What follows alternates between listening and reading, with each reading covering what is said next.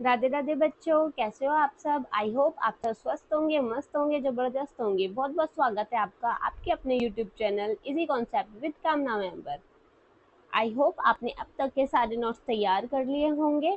आप अपने साथ अपने बुक और एक हाइलाइटर पेन जरूर लेके बैठना, जिससे मैं आपको साथ साथ बताती रहूंगी आपको कहाँ से हाईलाइट करते हुए जाना है और किस तरीके से नोट्स तैयार करने हैं।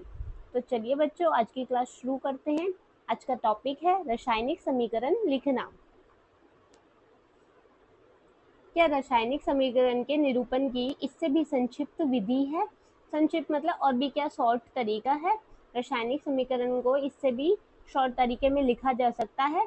शब्दों की जगह रासायनिक सूत्र का प्रयोग करके रासायनिक समीकरण को अधिक संक्षिप्त और उपयोगी बनाया जा सकता है। पहले हमने क्या किया था, रासायनिक समीकरण को शब्दों में लिखा था।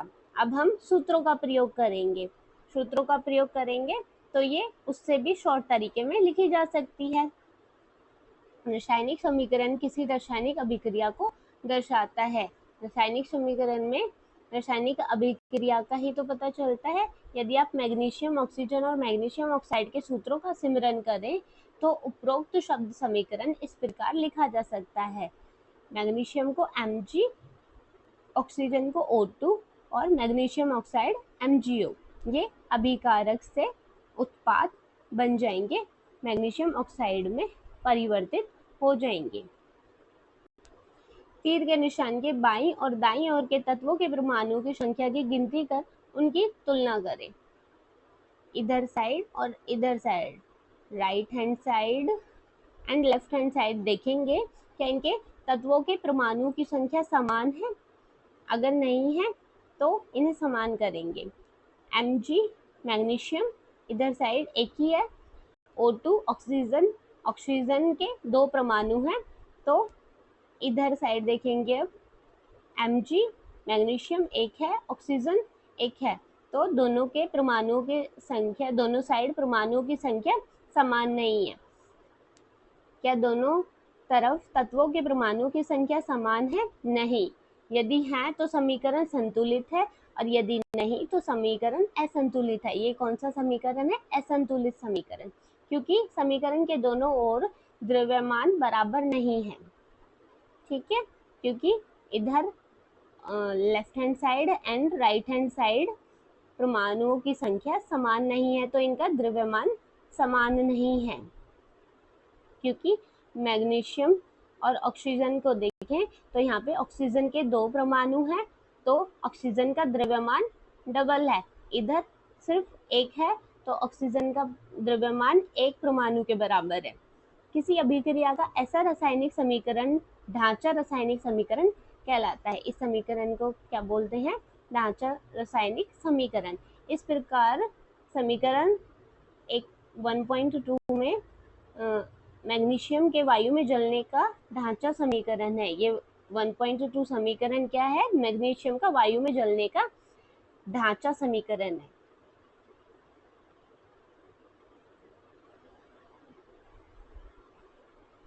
अब 1.2 में पढ़ेंगे क्या है, संतुलित रासायनिक समीकरण का महत्व। समीकरण को संतुलित करने का क्या फायदा है, क्या महत्व है उसका। आपको द्रव्यमान के संरक्षण का नियम याद होगा, आपने 9वीं कक्षा में अध्ययन किया था। हमने 9वीं कक्षा में पढ़ा था द्रव्यमान का संरक्षण का नियम। क्या था वो? कि जो द्रव्यमान होता है वो हमेशा सेम रहता है, ना ही उसका विनाश होता है और ना ही उसका निर्माण होता है ना। किसी भी रासायनिक अभिक्रिया में द्रव्यमान को ना तो निर्माण होता है और ना ही विनाश। तो कोई भी रासायनिक अभिक्रिया हो उसमें द्रव्यमान क्या होता है? सेम होता है, लेफ्ट हैंड साइड भी और राइट हैंड साइड भी। तो अभिकारक और उत्पादों की संख्या उधर परमाणुओं की संख्या हमेशा समान रहती है। अर्थात किसी भी रासायनिक अभिक्रिया के उत्पाद तत्वों का कुल द्रव्यमान अभिकारक तत्वों के कुल द्रव्यमान के बराबर होता है। यहाँ से आप हाईलाइट कर लेना, एक बार आपको फिर से रिकॉल हो जाएगा। द्रव्यमान के संरक्षण का नियम क्या है कि किसी भी रासायनिक अभिक्रिया में द्रव्यमान का ना तो विनाश होता है और ना ही निर्माण होता है। उधर दोनों साइड उत्पादों के तत्वों के परमाणुओं की संख्या, कुल द्रव्यमान उनका और अभिकारक तत्वों के कुल द्रव्यमान के बराबर होता है। ठीक है, अपने साथ के साथ आप नोट्स तैयार करते हुए चलना। दूसरे शब्दों में रासायनिक अभिक्रिया के पहले और उसके पश्चात प्रत्येक तत्व के परमाणुओं की संख्या समान होती है। रासायनिक अभिक्रिया से पहले वाले परमाणुओं की संख्या, ये वाले परमाणुओं की संख्या, और रासायनिक अभिक्रिया के बाद वाले परमाणु की संख्या क्या होती है? समान होती है। इसलिए हमें कंकाली समीकरण को संतुलित करना आवश्यक होता है।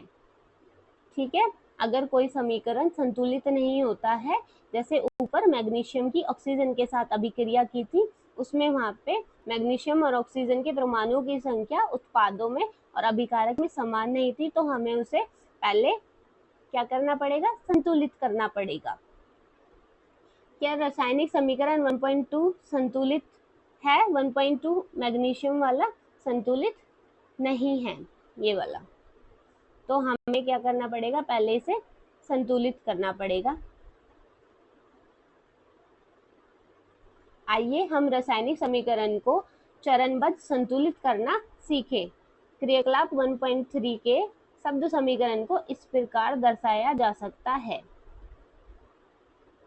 जिंक प्लस में सल्फ्यूरिक एसिड, सल्फ्यूरिक अम्ल क्या बनाएगा? ये अभिकारक हैं, रिएक्शन में जो भाग ले रहे हैं, ये क्या उत्पाद बनाएंगे? क्या क्या उत्पाद बनेगा? जिंक सल्फेट प्लस में हाइड्रोजन। अब इसको, ये तो शब्द समीकरण लिख दिया हमने, अभी इनसे हम फॉर्मुलाइज करेंगे, फॉर्मूले के रूप में लिखेंगे। तो जिंक का फॉर्मूला होता है Zn, सल्फ्यूरिक अम्ल का होता है H2SO4, ये क्या मिलके बनाएंगे? ZnSO4 प्लस में H2।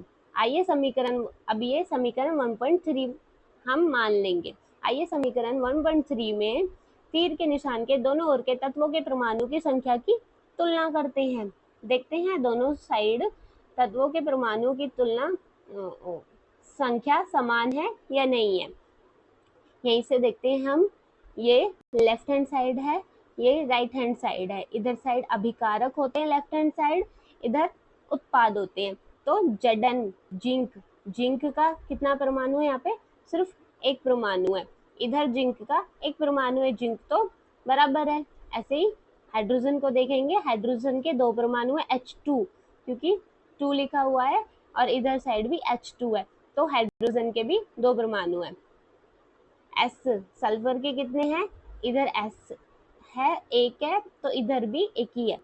O के O4 है, तो इधर भी O4 है। तो ये कैसा समीकरण है? ये संतुलित समीकरण है, क्योंकि इधर उत्पादों के और अभिकारक के और उत्पादों के परमाणुओं की संख्या समान है।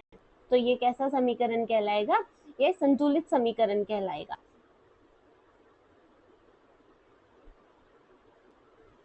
देखिए सेम यही किया हुआ है जो मैंने आपको बताया था।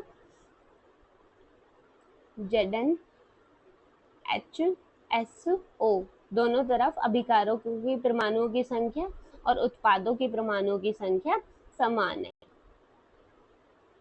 समीकरण 1.3 में तीर के निशान के दोनों ओर के प्रत्येक तत्व के परमाणुओं की संख्या समान है, इसलिए यह एक संतुलित रासायनिक समीकरण है।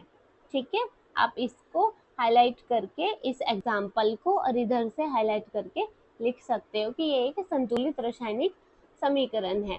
अब हम निम्न रासायनिक समीकरण को संतुलित करने का प्रयास करेंगे।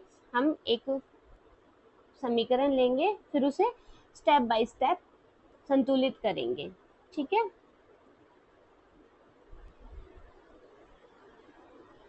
Fe प्लस में H2O जो क्या बनाएगा? Fe3O4 प्लस में H2। फेरस लेंगे, फेरस मतलब आयरन, आयरन को लोहा बोलते हैं हम। H2O वाटर, ये बनाएगा फेरस ऑक्साइड और हाइड्रोजन गैस रिलीज करेगा। चरण 1 में क्या करेंगे? रासायनिक समीकरण को संतुलित करने के लिए सबसे पहले प्रत्येक सूत्रों के चारों ओर एक बॉक्स बना लेंगे। ये एक सूत्र है सब फेरस लोहे का होता है, H2O वाटर का होता है। तो इन सब के चारों तरफ एक बॉक्स बना लेंगे, फेरस ऑक्साइड और हाइड्रोजन गैस। उसके बाद चरण 2 में क्या करेंगे, असंतुलित समीकरण इसे 1.5 मान लेंगे समीकरण को। असंतुलित समीकरण 1.5 में उपस्थित सभी तत्वों के परमाणुओं की संख्या की सूची बनाएंगे। अब देखेंगे क्या left hand side and right hand side परमाणुओं के तत्वों की संख्या समान है। Fe फेरस इधर साइड, LHS साइड एक है और इधर Fe3 तो 3 है। ऐसे ही H हाइड्रोजन इधर 2 हैं और इधर 2 हैं। ऑक्सीजन एक है और इधर ऑक्सीजन के 4 परमाणु हैं। तो ये बराबर नहीं है, ये असंतुलित है।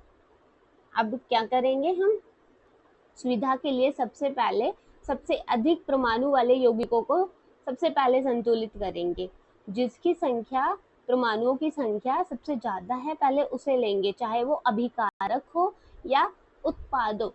तो आप हाईलाइट करते हुए जाना, यहाँ से आप इस वाली लाइन को, चरण 3 जब लिखो तो इस वाली लाइन को हाईलाइट कर लेना कि सबसे पहले हम उसे लेंगे जिसका परमाणु की संख्या ज्यादा होगी। ठीक है, उस यौगिक में सबसे अधिक परमाणुओं वाले तत्व को चुनेंगे। इस आधार पर हम Fe3O4 को लेंगे क्योंकि इधर ही सबसे ज्यादा परमाणुओं की संख्या थी, बाकी Fe में और H2 में नहीं थी ज्यादा, और H2O में भी ज्यादा परमाणुओं की संख्या नहीं थी। और उसके ऑक्सीजन तत्व को चुनेंगे। इन दोनों में से भी पहले एक को लेंगे, तो पहले ऑक्सीजन को, क्योंकि ऑक्सीजन के ज्यादा है। दाईं ओर ऑक्सीजन के 4 परमाणु हैं जबकि बाईं ओर केवल एक है। दाईं ओर क्या था, सिर्फ एक है और दाईं ओर 4 हैं और बाईं ओर सिर्फ एक है।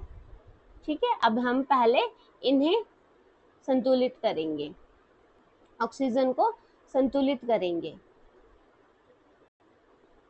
ऑक्सीजन के परमाणु को संतुलित करने के लिए ऑक्सीजन का परमाणु लेंगे।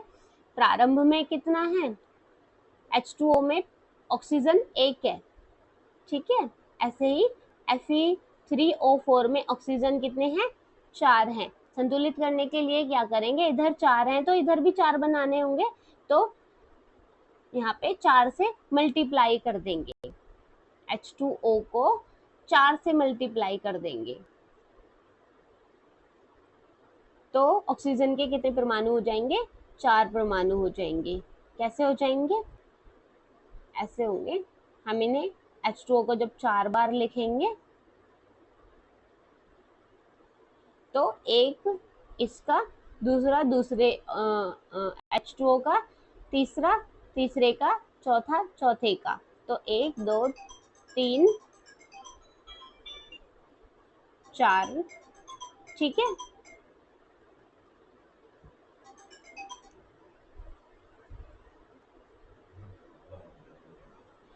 यह याद रखना है कि परमाणु की संख्या को बराबर करने के लिए हम अभिक्रिया में शामिल तत्वों की संख्या को नहीं बदल सकते हैं।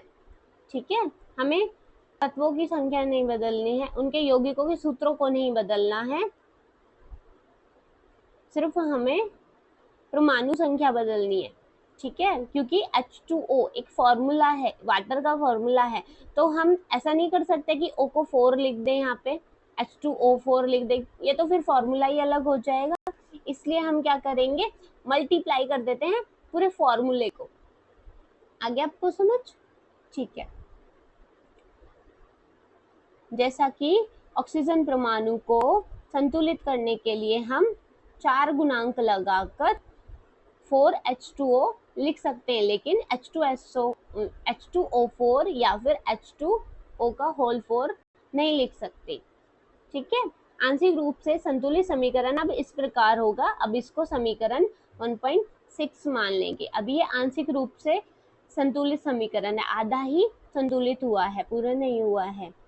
ठीक है, क्या किया हमने, वाटर को यहाँ पे 4 से मल्टीप्लाई किया हुआ है। अब क्या आगे किसको करेंगे, किसी को भी ले सकते हैं वैसे अब हम, क्योंकि हमने पहले ऑक्सीजन ले लिया था पहले। अब इसका Fe3 लेंगे, फेरस लेंगे, ठीक है, क्योंकि हमने एक तत्व उठाया, एक फॉर्मूला उठाया था, तो उसी फॉर्मूले के अंदर अब जो दूसरा है उसका तत्व परमाणु लेंगे, परमाणु तत्व लेंगे, ठीक है। चरण 4 Fe और हाइड्रोजन परमाणु अब भी संतुलित नहीं है ना, क्योंकि यहाँ पे Fe3 है, यहाँ पे सिर्फ एक है, H2 है, यहाँ पे H2 इंटू में 4, 8 है। हाइड्रोजन के कितने परमाणु हो गए अब 8, पहले तो संतुलित था लेकिन अब हाइड्रोजन अनबैलेंस हो गया है। अब इनको हम बैलेंस करेंगे, इनमें से किसी भी एक तत्व को चुनकर आगे बढ़ते हैं। अब हम आंशिक रूप से संतुलित समीकरण में हाइड्रोजन परमाणु को संतुलित करेंगे। पहले किसको करेंगे, हाइड्रोजन को संतुलित करेंगे। हाइड्रोजन परमाणु को बराबर करने के लिए दाईं ओर हाइड्रोजन अणुओं की संख्या को 4 कर देते हैं। दाईं ओर क्या करेंगे, हाइड्रोजन की संख्या को यहाँ पे 4 कर देंगे, और वो 2 पहले ही हैं तो क्या हो जाएगा, वो डबल हो जाएंगे। कैसे, जब हम यहाँ पे 4 से मल्टीप्लाई करेंगे तो क्या होगा, H2 H2 H2 H2, तो 2 यहाँ पे, 2 यहाँ पे, 2 यहाँ पे, 2 यहाँ पे, तो 4 बार मल्टीप्लाई करेंगे तो ये 8 हो जाता है। इस प्रकार से इसकी संख्या क्या होगी, जितने से मल्टीप्लाई करें, जितना उसके सामने लिखते हैं उतने से मल्टीप्लाई हो जाता है। हाइड्रोजन प्रारंभ में कितने थे,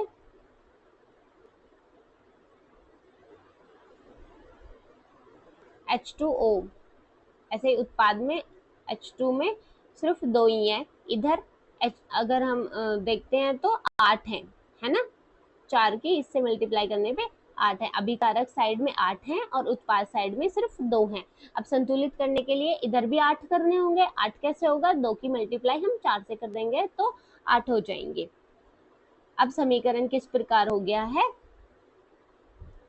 यह समीकरण बन गया, इसको मान लेंगे 1.7। अभी भी ये आंशिक रूप से संतुलित है। अब चरण 5 देखते हैं। चरण 5 में क्या करेंगे, ऊपर दिए गए समीकरण की जांच करना है। तीसरा तत्व चुन लीजिए। तो अब तक ये असंतुलित है। आप पाएंगे कि केवल लोहा ही एक तत्व है जिसे संतुलित करना शेष बचा है ना। सिर्फ Fe रह गया था संतुलित करना, तो अब Fe को संतुलित करेंगे। प्रारंभ में Fe कितना है, अभिकारक साइड 1 है, और Fe3O4 में फेरस ऑक्साइड में फेरस के कितने परमाणु हैं, 3 है। तो दोनों को संतुलित करने के लिए क्या करेंगे, इधर 3 है तो इधर भी 3 बनाने पड़ेंगे, तो 3 से मल्टीप्लाई कर देंगे। तो अब समीकरण क्या हो गया, 3Fe प्लस में 4H2O, ये तीर का निशान लगाएंगे तो क्या बनाएगा, Fe3O4 प्लस में 4H2।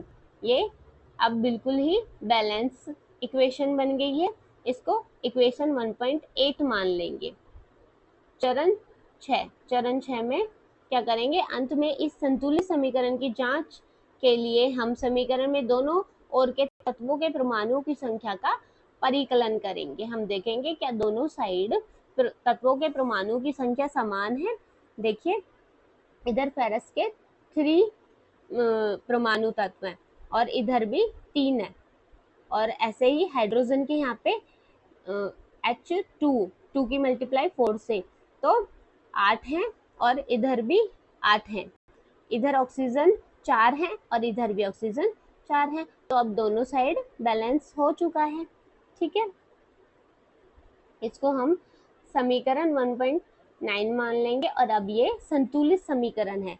समीकरण 1.9 में दोनों ओर के तत्वों के परमाणु की संख्या क्या है, बराबर है, अतः यह समीकरण अब संतुलित है। रासायनिक समीकरण को संतुलित करने की इस विधि को हिट एंड ट्रायल विधि कहते हैं। हिट एंड ट्रायल विधि क्यों कहते हैं हम, क्योंकि हम पहले एक एक करके देखते हैं कि कौन सा नंबर फिट बैठता है बराबर करने के लिए, जहाँ पे हम एक एक करके नंबर लगाते हैं देखते हैं कि कौन सा फिट बैठेगा, उसको हिट एंड ट्रायल बोला जाता है, क्योंकि सबसे छोटी पूर्णांक संख्या को गुणांक का उपयोग करके समीकरण को संतुलित करने का प्रयत्न करते हैं। वही यहाँ पे लिखा हुआ है कि पहले देखेंगे क्या एक नंबर यहाँ पे करने पे ये दोनों बराबर हो रहे हैं, नहीं हो रहे हैं तो फिर 2 लगा के देखेंगे, 2 से दोनों साइड बराबर हो रहे हैं परमाणु की संख्या, नहीं हो रहे हैं तो तो 3 लगा के देखेंगे, फिर 4 लगा के देखते हैं, तो वो हिट एंड ट्रायल विधि कहलाती है। आप इसे भी हाईलाइट कर सकती हो, ठीक है, कि ये जो समीकरण है असंतुलित हो गया है और इस संतुलित करने की इस विधि को हिट एंड ट्रायल विधि कहा जाता है, ठीक है। अब चरण 7 पे चलते हैं।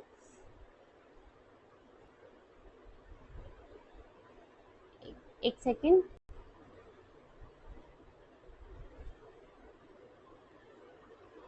देखिए चरण 7 क्या है, भौतिक अवस्थाओं के संकेत लिखना। अब इनके हम संकेत लिखेंगे। संकेत क्या होते हैं कि उसकी अवस्था का पता चल जाए कि वो किस अवस्था में, उसकी फिजिकल स्टेट क्या है, कोई लिक्विड है, कोई सॉलिड है, कोई गैस है, क्या है, ठीक है। देखिए ऊपर लिखे संतुलित समीकरण 1.9 को सावधानी से जांच करना है, देखना है क्या इस समीकरण में हमें अभिकारकों और उत्पादकों की भौतिक अवस्था का ज्ञात होता है, नहीं होता है। कैसे नहीं होता है, हम देखते हैं। हाँ, H2O, H2O क्या है, वाटर है, तो हम क्या सोचेंगे ये तो पानी होगा, लेकिन आगे समीकरण में करेंगे तो पता चलेगा ये पानी नहीं था, भाप के रूप में था। क्या इस समीकरण में हमें अभिकारकों और उत्पादकों की भौतिक अवस्था के बारे में ज्ञात होता है, नहीं होता है। इस समीकरण में उनकी भौतिक अवस्थाओं की कोई जानकारी नहीं है।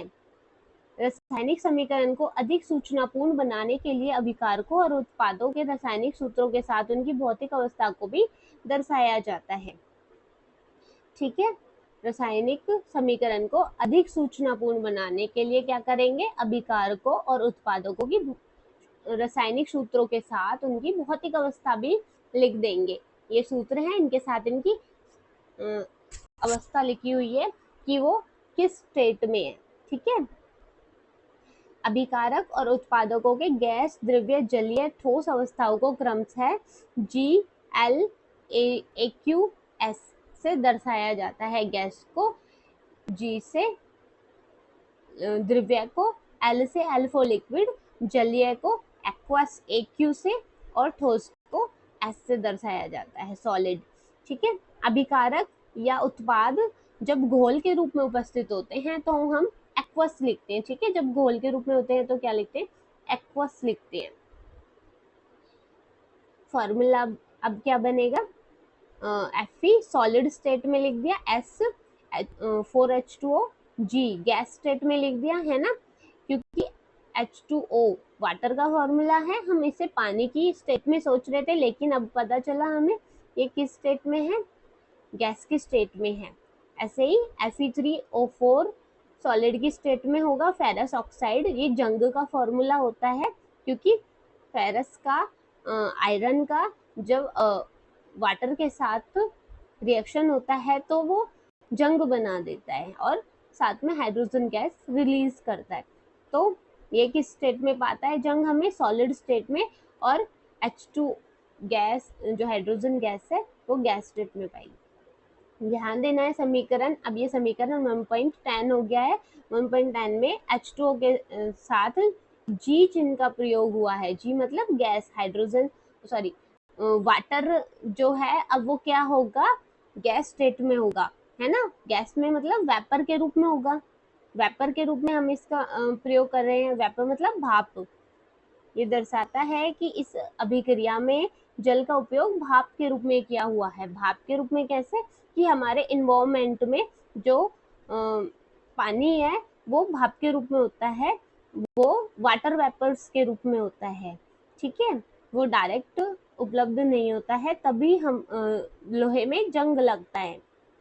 अब एक चीज और देखो आप, इसमें पता चलता है कि अब हमने ये समीकरण को संतुलित कर दिया है ना, तो हमें पता चलता है कि जो आयरन है उसकी कितनी क्वांटिटी लेने पे और वाटर के साथ कितनी क्वांटिटी लेने पे वो जंग लगा देता है। जैसे अगर 3 परमाणु फेरस के होंगे तो 4 परमाणु वाटर वेपर के होने चाहिए, तभी क्या बनेगा, फेरस ऑक्साइड बनेगा, मतलब जंग लगेगा। ठीक है, यहाँ से ये भी क्लियर होता है। आगे देखिए, प्राय हर रासायनिक समीकरण में भौतिक अवस्था को शामिल नहीं किया जाता है जब तक कि यह आवश्यक ना हो। ठीक है, हर समीकरण में उनकी भौतिक अवस्था को नहीं लिखा जाता है। कभी कभी अभिक्रिया की परिस्थितियां जैसे कि ताप, दाब, प्रेरक, उत्प्रेरक आदि को भी तीर के निशान के ऊपर या नीचे दर्शाया जाता है। ठीक है, उनकी जैसी भी परिस्थिति में वो अभिक्रिया हुई है उनको भी उसके ऊपर या नीचे, तीर के ऊपर या नीचे दर्शाते हैं। किस किस को लिखते हैं, ताप को, दाब को, उत्प्रेरक को। ताप मतलब टेम्परेचर, दाब प्रेशर, उत्प्रेरक उत्प्रेरक को क्या बोलते हैं, अभी बता,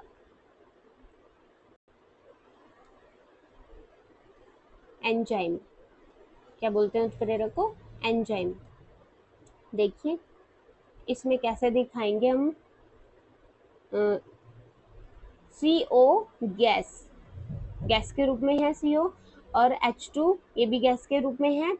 तीर के ऊपर है 340 ATM। ATM क्या होता है, मात्रक है प्रेशर का, तो ये प्रेशर इसमें लगाया हुआ है, इस रिएक्शन में प्रेशराइज किया हुआ है 340 ATM पे, एटमॉस्फेरिक प्रेशर। ठीक है, और ये बनाएगा CH3OH। ऐसे ही नेक्स्ट रिएक्शन है 6CO2 एक्वस के रूप में है, 12H2O लिक्विड के रूप में है, जिसमें सूर्य का, जो किसकी प्रेजेंस में हुई है, सूर्य के प्रकाश और क्लोरोफिल। अब ये उत्प्रेरक हैं, ये एंजाइम्स हैं, इसलिए इनका कोई मात्रक नहीं है। ठीक है, अब ये क्या बनाएंगे, C6H12O6, ये ग्लूकोज का फॉर्मूला है, ये एक्वस रूप में होता है। कुछ कुछ फॉर्मूले आप अभी से याद करते हुए चलना, जैसे ये ग्लूकोज का फॉर्मूला है, प्लस में 6O2 एक्वस के रूप में होगा, प्लस में 6H2O ये लिक्विड के रूप में होगा, इधर वाटर लिक्विड के रूप में है। ये कौन सी रिएक्शन हो गई, 1.12। इस प्रकार आप इस पुस्तक में दिए गए 1.12 को संतुलित, क्या आप संतुलित कर सकते हैं, मतलब हम वो हमसे पूछ रहे हैं क्वेश्चन मार्क लगा के, है ना। अब हमने संतुलित करना सीख लिया है तो हम इसे संतुलित आराम से कर सकते हैं। तो चलिए आज की क्लास को यहीं पे ख़त्म करते हैं। बहुत बहुत धन्यवाद आपका आज की क्लास के लिए। आई होप आपको क्लास पसंद आई होगी। अगर आपको क्लास पसंद आती है तो प्लीज़ लाइक, सब्सक्राइब और कमेंट जरूर करना। Radhe Radhe, thank you so much.